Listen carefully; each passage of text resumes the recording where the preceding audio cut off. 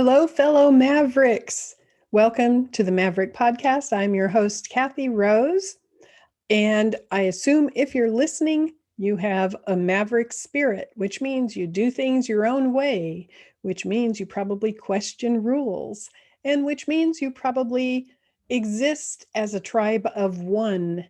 And perhaps you're looking for other Maverick-minded people. Well, hello, here we are.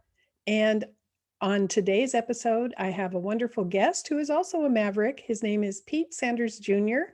I've had him on before. And today we're going to talk about Vortexes. He is the founder and president of a nonprofit public education program called Free Soul. Welcome, Pete, if you want to come on in. Hello, Kathy. Thank you for having me. Hello again. Glad to have you back. So today, talking about vortexes, which is something Sedona, Arizona is really known for, and people travel from all over the world to see the vortexes in Sedona. It's a big phenomenalistic thing. I want to talk about how you define vortex and how we can also use them practically in our life and find them in our own locations.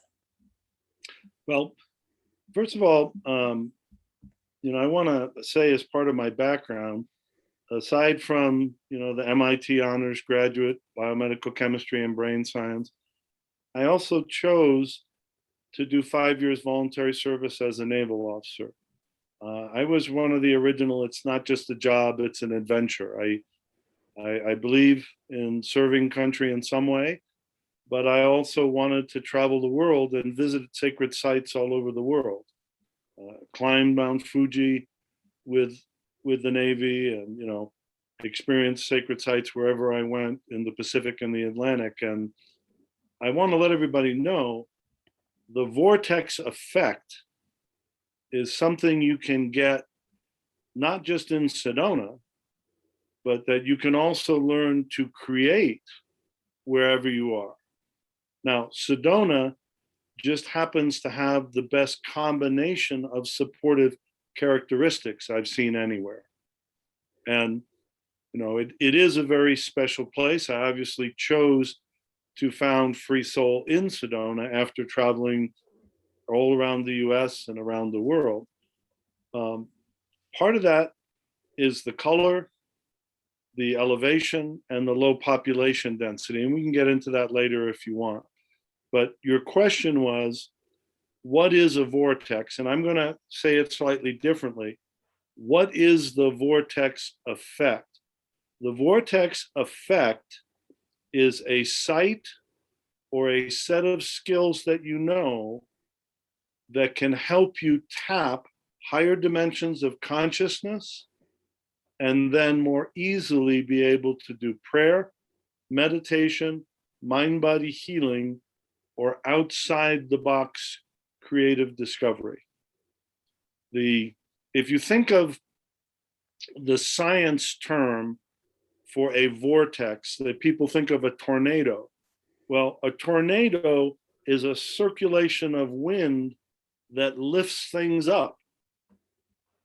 One of the types of vortexes are upflow vortexes that help you tap those higher states of consciousness.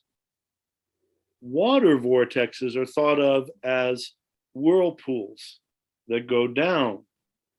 Inflow vortexes can help you go inward for healing hurts from your past. And there's many different labeling systems, but the one I prefer is upflow and inflow because it matches the topography you look for.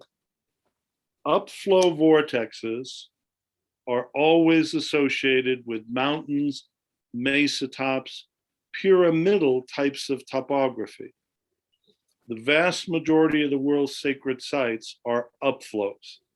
Moses went on top of Mount Sinai to get the 10 Commandments.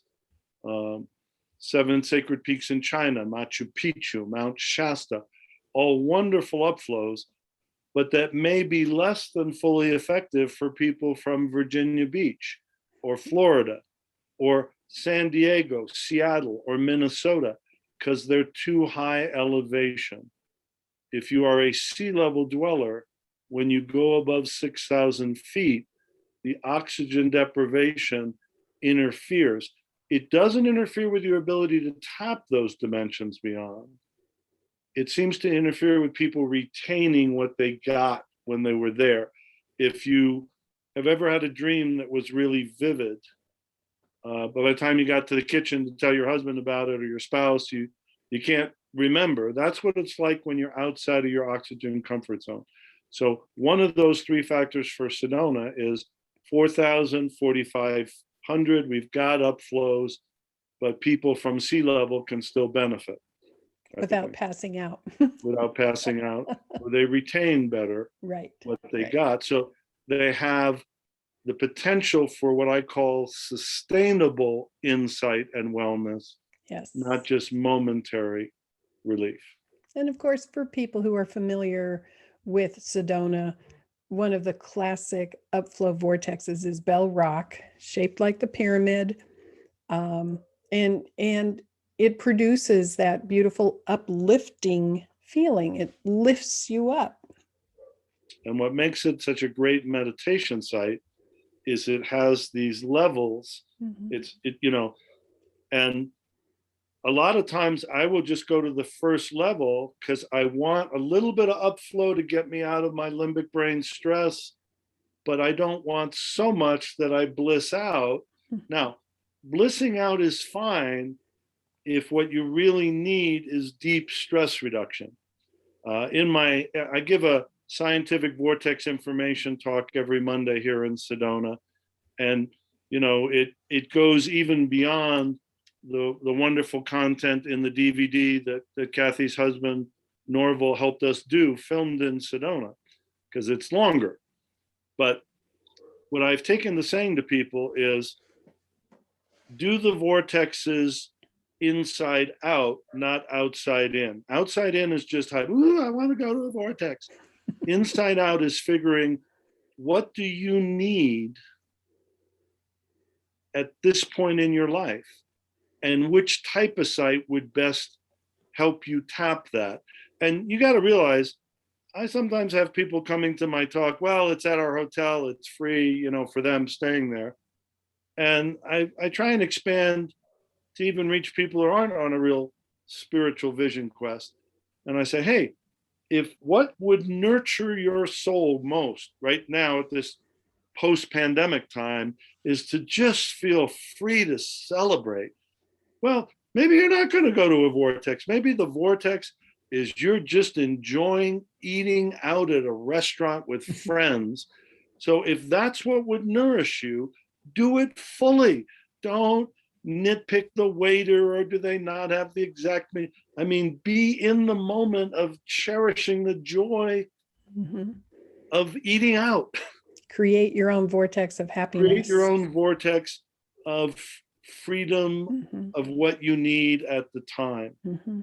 It's interesting how many times I see, especially on Facebook, because my community of people on Facebook are largely spiritual and astrological. So I will see people posting things where they say, I went to Sedona and I went to this vortex and I didn't feel a thing. And maybe I wasn't standing right on it. Maybe I missed where it was.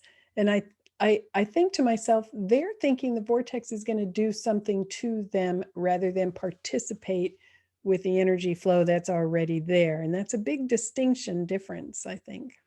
Well, there's two aspects to that. One, I got to tell you, every couple of months, I'll have somebody come to my Monday program, and then I see them later in the week, and they go, well, we went to your vortex talk, and then we went to Bell Rock, and we still got nothing.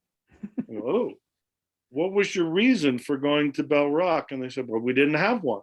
Well, you got what you went for. Having a purpose is important. Yes. But also, whatever type of music you like. If you like country western, you like oldies, you like jazz, you can be driving the best rental car with the top of the line sound system in Sedona. And if you don't know the frequency of the radio station in Northern Arizona that plays your type of music, you're not hearing the music. And that's why learning the free soul techniques, the soul shift, how to counter limbic brain, which keeps people in struggle mode, so that when they get to the vortex, they can, in seconds, be into that meditative state. Mm-hmm. So Upflow Vortexes, I find, really help not only to discharge tension and to help with bliss, but really help with elevating to the higher consciousness and getting insight.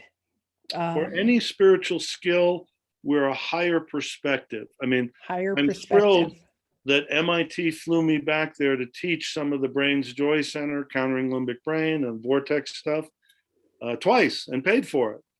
But when you're lecturing to a bunch of MIT brain science professors, some of them can be the biggest atheists on the planet, and have no interest in oneness with the divine or talking to God. And this one guy was giving me a particularly hard time, and I said to him, Einstein was quoted when he was asked, "Where did you get your stuff?"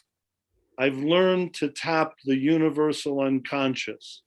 I thought that was a pretty good answer. You know what this guy said to me? "Yeah, that was just PR hype." So the way I reached him, Hubble telescope. Oh. The Hubble telescope is infinitely better than land-based telescopes because it's above the distortion of the atmosphere. Well, the limbic brain creates a brain smog.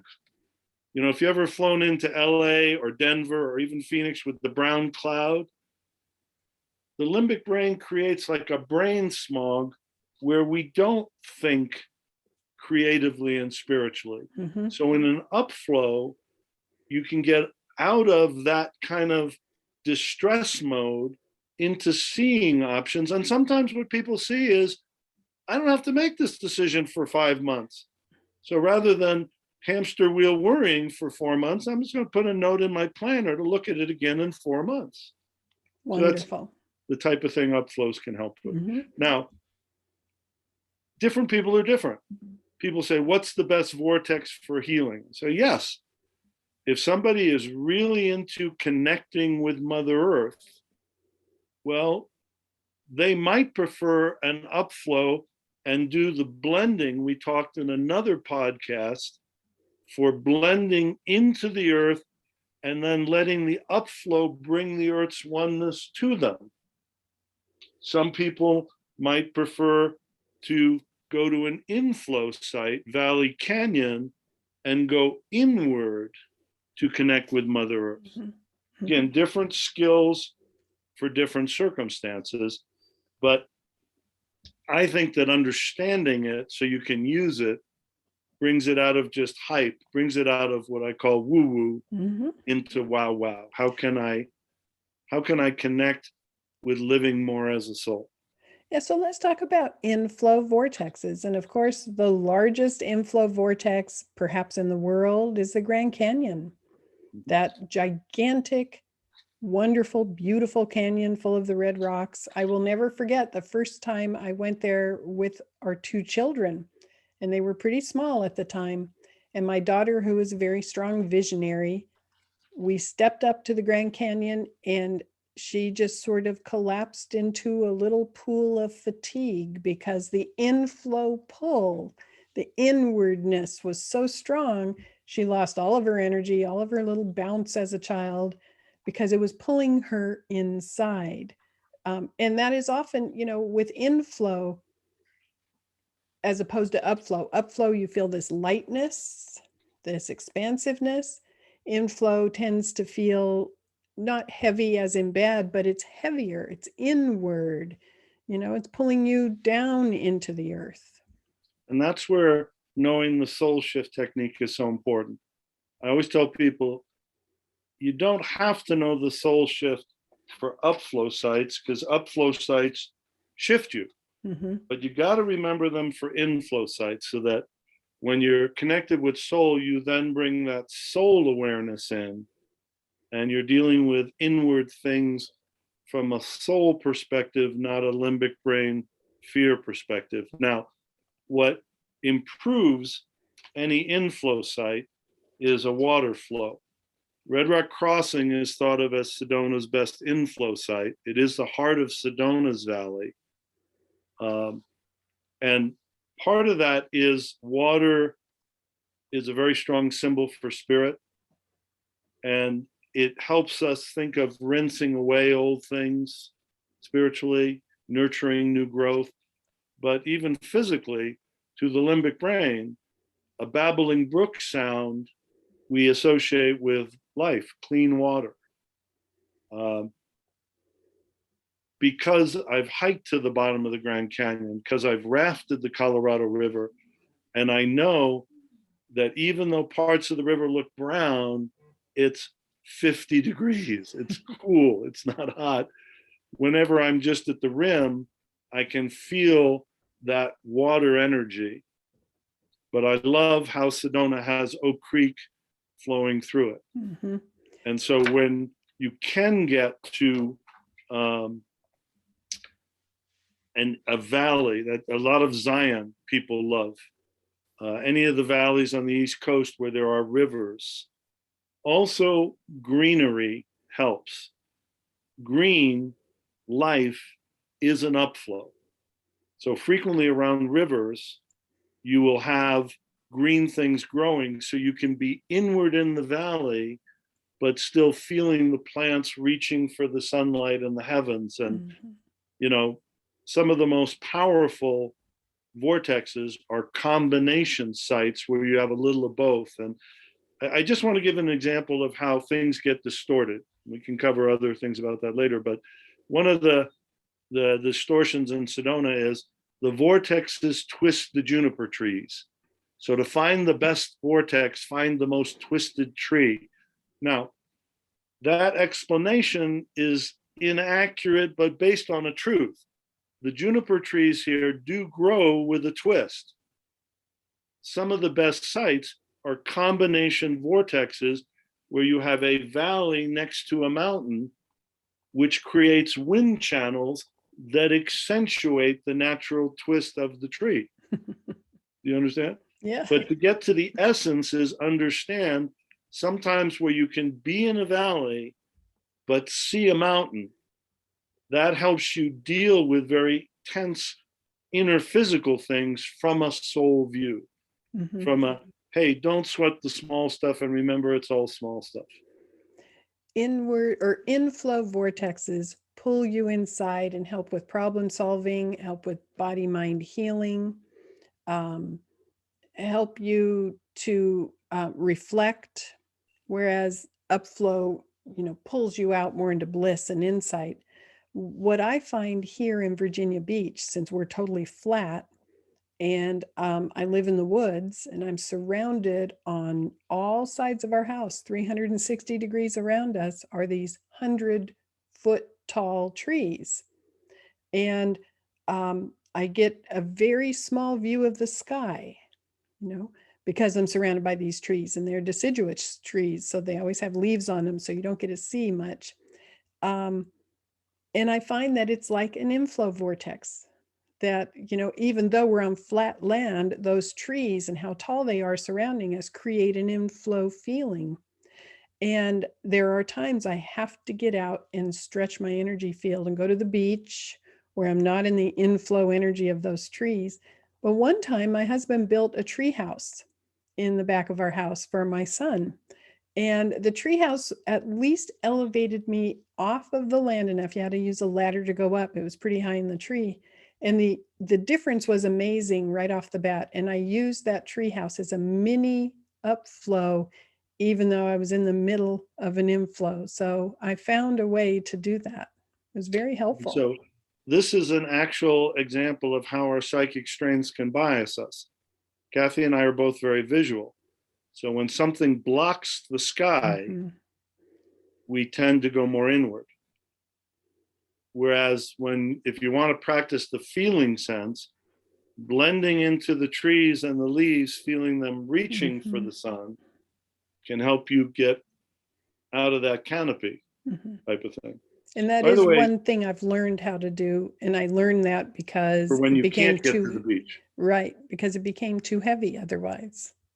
Now, before we go too much further, I want to just refer to superstrings physics can help explain the vortexes.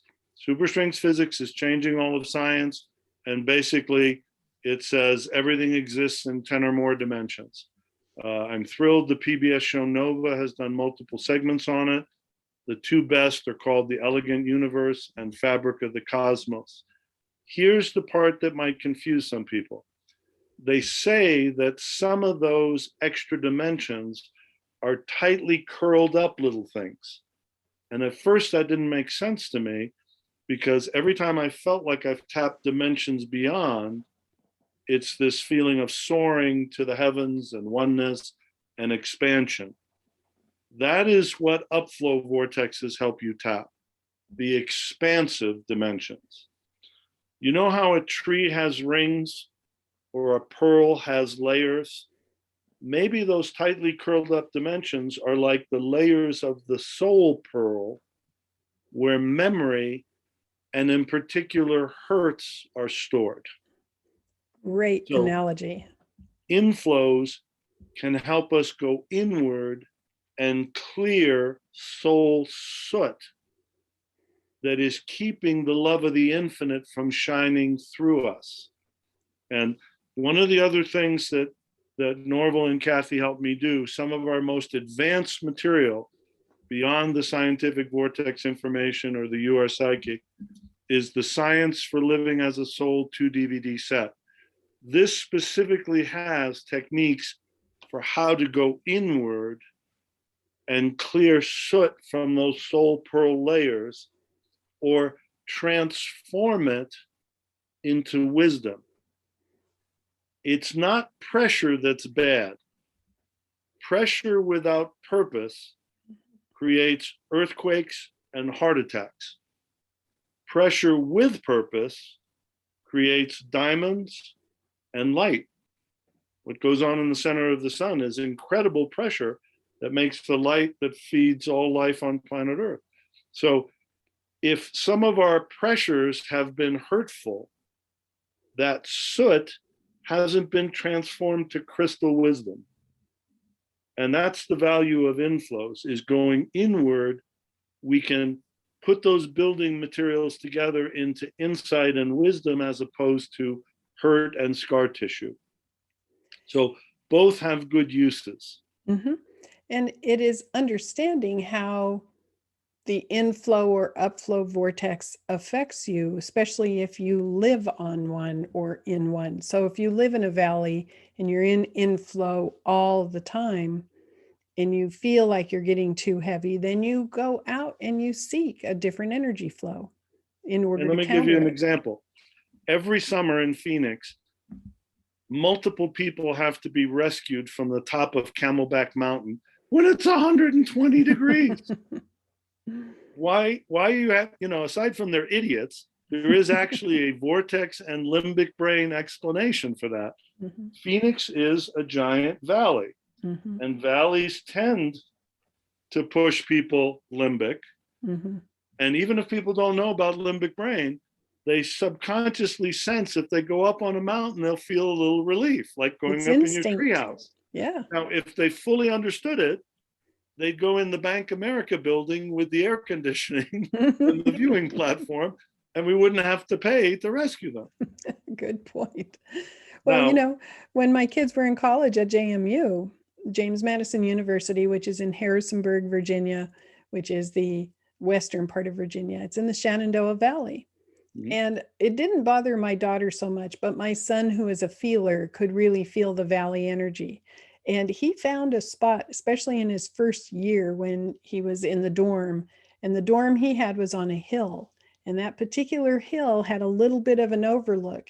And he said, and he showed us when we came up to visit, he goes, this is the best place to study because I feel lighter. And he was feeling it was a mini upflow. It was a combination vortex with the mountains out in the distance. because he had to study, he had to learn the material. He had to, yeah. Upflow blissed out. You're going to flunk everything. So right. Being in something inward for helping him retain, but lightening his spirit. Now, water can be like an upflow vortex The things that can explain the vortex effect are limbic brain, superstrings physics, topography, and gravity. If you're sitting on the shore of a lake, you're in one Earth gravity. If you're floating in the lake, you are still in one Earth gravity, but it doesn't feel like it because of the buoyancy of water. Water tricks the brain into thinking that you're in less gravity, which is why NASA does all their spacewalk training in suits in tanks, because it's the easiest way to replicate that. Mm-hmm. And, you know, a couple of years ago, I got a call from the tourism department of Lake Havasu City, Arizona. Lake Havasu City is this jet ski capital of the world. They have international jet ski tournaments. It's also spring break madness place. And they said, we think we have vortexes in Sedona, or excuse me, in Lake Havasu City. Mm-hmm. You're the vortex expert. We want to bring you here. I said, well, you know, I do teach that you can find similar places everywhere. But, you know, they said, no, we want you to come out and help us identify our sites. And my wife's mom had passed away recently. I said, look, put us up in the nautical hotel right on the lake. Give her a spa day, pay my gas, I'll come out. Because I also love their tourism department. Their tourism bureau, every member of their tourism bureau is certified to help autistic kids. Mm. And in the summer, they take the autistic kids to the lake and float them in the lake. Oh, perfect. And I say, that needs to be your promotion point. Come visit our float tank under the stars. Yes. That's basically how float tanks work. Now, I've never been attracted to going in a float tank because I can tap this stuff on my own. And part of me goes, who knows if the last guy had a farting episode and did they really clean the tank? But it also explains why some people prefer baths to showers. Mm-hmm. You're floating in the bath. It soothes limbic brain. The warmth soothes you. Now, this was like the week before Thanksgiving. So the lake water was 60 degrees. And I didn't have a wetsuit. So I wasn't going to go float in the lake, but there was no one at the hotel. And the nautical pool is this huge infinity pool with nobody in it. So I just floated looking at the night sky. My wife's school district, longest serving teacher in Sedona, they started in August in person. She taught all year long with a mask in person. And this was before we knew more about whether that was going to be safe. And I wanted to give her something to, you know, help her just have some relaxation before it started. So we rented a small houseboat on Lake Powell. We didn't try and go far. We just got far enough we could be away and at night get in the water, put the life preservers backwards like diapers and just float and see the night sky. Mm-hmm. And by the way, you don't have to be in the water. I think this is why that saying, a bad day of fishing is still better than a good day of working. Being on the water can help with that. Yes. And so I live in Virginia Beach and I go down to the beach frequently and I think about the inflow and outflow of the waves and the action. It's like an energy pump on the earth, and feeling the water come in and out in the wave pattern creates sort of a lateral vortex, but it's an energy pump. And I've told a lot of people here in Virginia Beach, when you go to the beach and you sit, even if you don't get in the water, you know, receive the energy that comes in when the wave comes in, and then when it goes out, release. It's like an inhale and an exhale, but it is a lateral flow combined with all that beautiful water energy, which helps you elevate anyway. And here's an extra aspect. A lot of people think that if they're just spiritual and positive enough, they'll never have any problems, which is not true. Because all of life is peaks and valleys. Mm-hmm.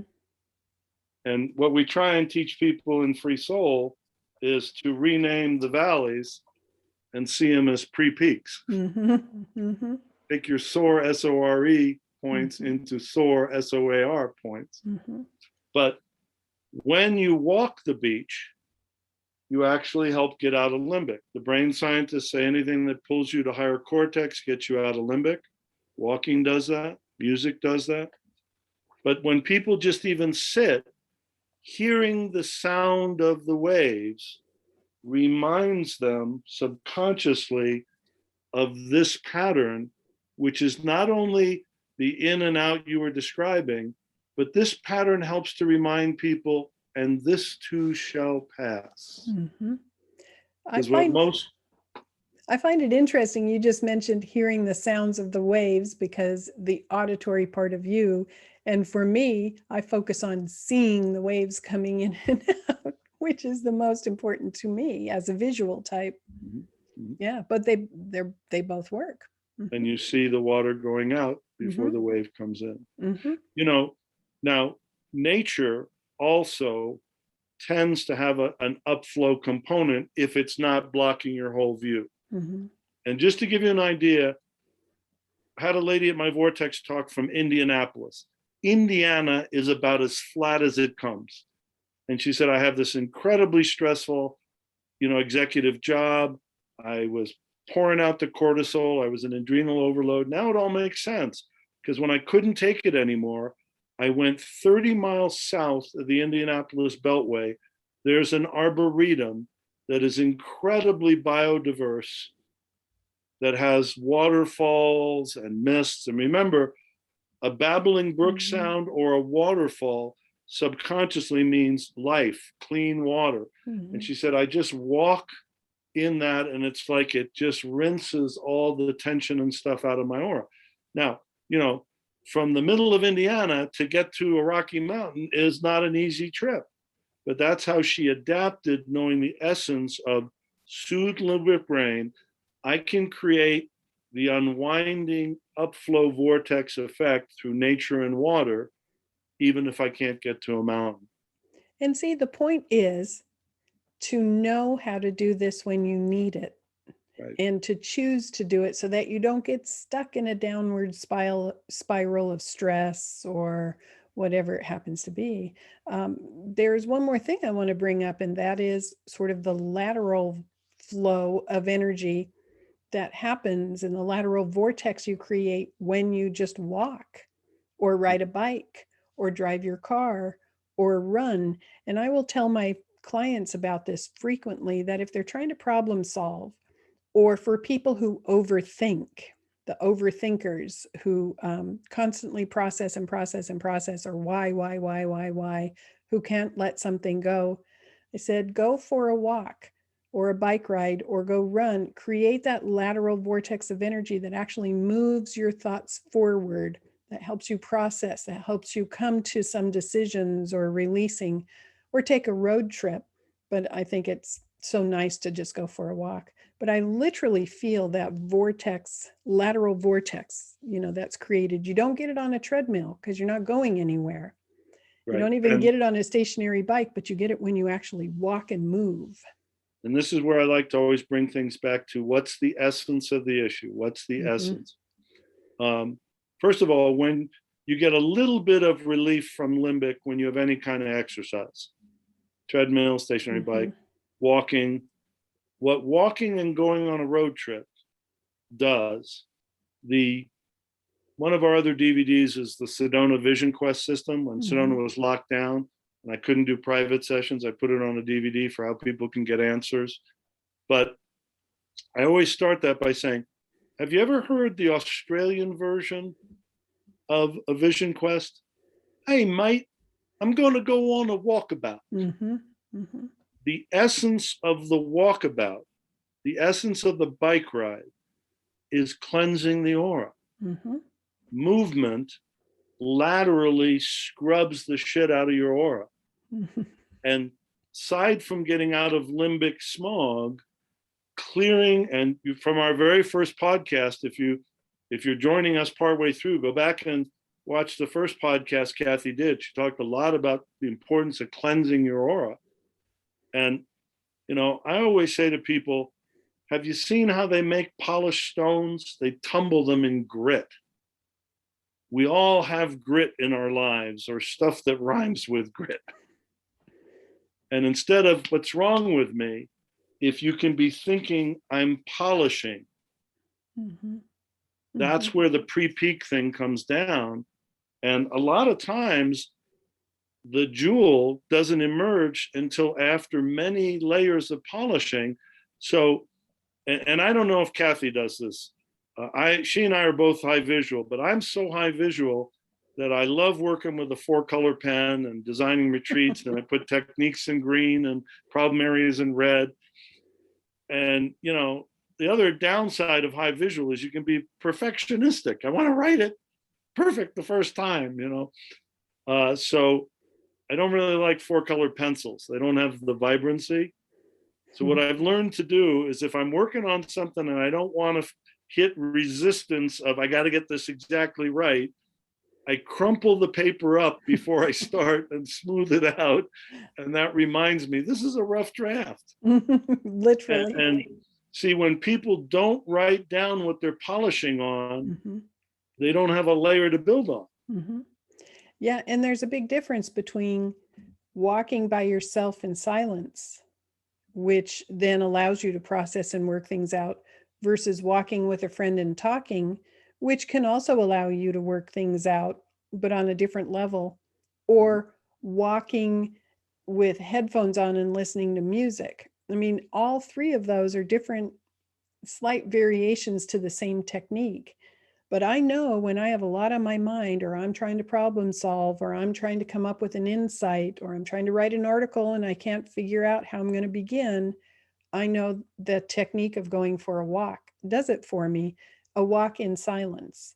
You know, now that I'm babysitting my daughter's little doggy, and he's a very strong boxer, you know, he's a 60-pound boxer who could pull, I swear, he could pull a tank. He's so strong.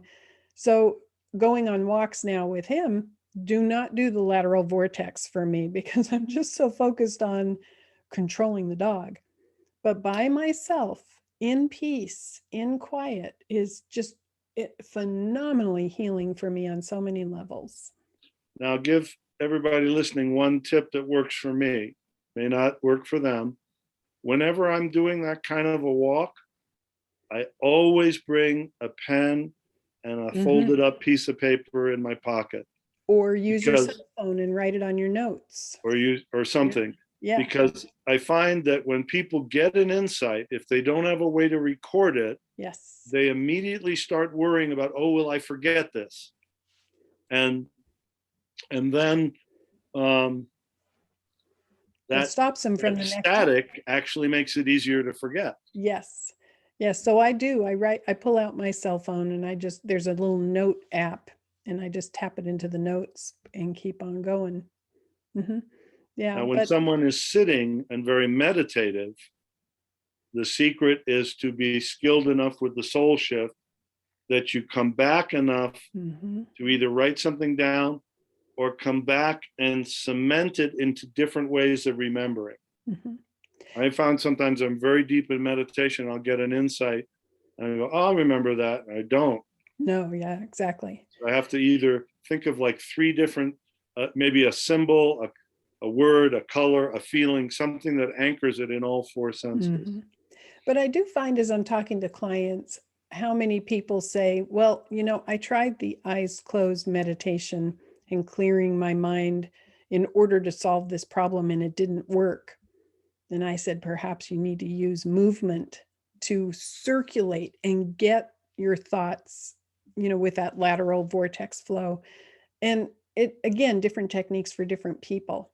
And especially on an astrological level, if somebody is a lot of fire in their chart or a lot of air in their chart, just sitting and closing your eyes may not work. You may need to go move your body in order to achieve a meditative state. And I've been saying lately, I don't know how you feel about this, Pete, but I've been saying in this new phase we're in life, I mean, it feels like a new phase to me. It seems like life is the meditation.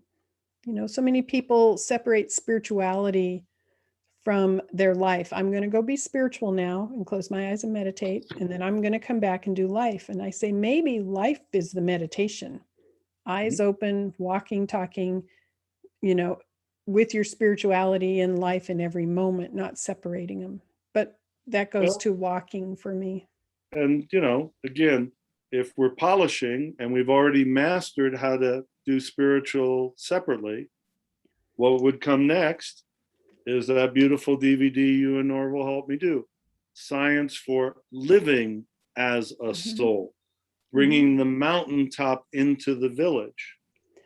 So, Because of adding the limbic brain aspect, when someone can't get out and walk, if they're in Minnesota and it's 20, 30 below, a rocking chair helps to move the fluid against these anti-limbic mood elevating fibers. So that's where people will find if they can rock, they may be able to clear better than just sitting. absolutely good point. And here I need to do some housekeeping and mention the website is freesoul.net. If they're interested, if anybody's interested in any of Pete's books, You Are Psychic is You Are not on the Psychic, website. no, Yeah, they have to get that through their local store right. or Audible or ebook, but everything else is through On the the website. freesoul.net site. Access Your Brain's Joy Center, which when Pete talks about the limbic brain, that's what that entire book is about. And it's brilliant and wonderful. And there's a technique for tapping joy, creating joy. And he describes it. And then the DVDs on the Vortex, the DVDs, Science of the Soul, all of that is on freesoul.net. And I invite people to go check it out. Thank you, Kathy and Norval, for helping make many of those materials possible. Yeah, and we got a trip to Sedona out of it. So, boy. And Norval is a world-class videographer. When people can't get to Sedona, many of them will just watch the Scientific Vortex Information DVD for getting those views and scenes. The other thing we didn't mention that's unique about Sedona is the red-orange rock. Red-orange rock is neurostimulating. And, talk about finding places around the world. The sacred site for the Aborigines, Uluru, what the British called Ayers Rock, is a giant red-orange rock that rises out of the middle of nowhere in Western Australia. Because red is like caffeine for the brain, right? Yeah, the red-orange is very neurostimulating. Yeah. That combined with green, which we associate with hope, because what most triggers limbic is feeling helpless. So anything that gives a feeling of hope. So just to summarize, once again, vortexes are energy enhancements that you can use to achieve certain certain techniques, certain goals that you have in mind, whether it's problem solving, whether it is elevating into a higher consciousness and relaxation or bliss, whatever it happens to be. Upflow vortexes, top of mountains, skyscrapers, vistas, overlooks, right? Anything those that can lifts you all up. Those help accentuate the upflow effect. Think of the actual sites as like training wheels on a bicycle or an amplifier. And once you learn the skill, you no longer need the training wheels. You can create the vortex effect wherever you are. Yeah, and that's really important to know that you don't need the vortex in order to achieve that state of mind, but it helps and it's nice if it's there. Inflow, valleys, canyons, pull you in, help you to do deep inner soul work, deep inner healing. So it's inward rather than that outward expression of the upflow. Clearing soot from those soul pearl layers. And the deepest technique in the Science for Living as a Soul 2 DVD set is how to heal cracks in the inner soul crystal. Everybody knows about the Big Bang and that the universe is expanding. Putting those science terms in spiritual terms, that energy driving that expansion, you could call as the love of the infinite, the love of the divine. When our soul pearl layers are sooted up, we're getting soda straw, that energy flowing through us instead of fire hose.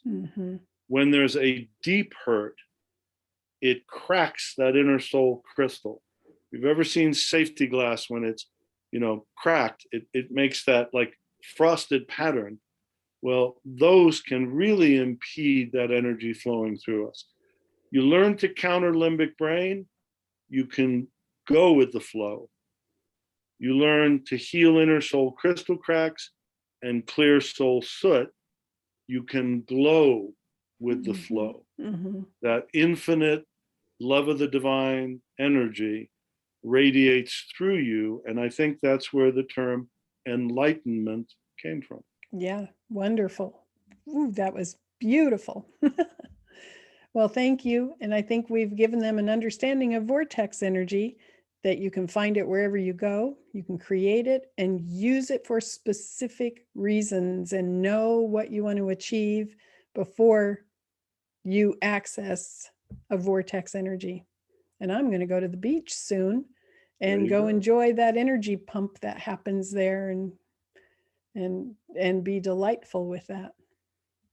Get the deep aura cleanse of Exactly. the waves. Exactly. Thank you again for honoring me by letting me be a guest on your wonderful Maverick podcast, and bless you for being a Maverick and all the people you've helped over the decades. Thank you. Till we meet again.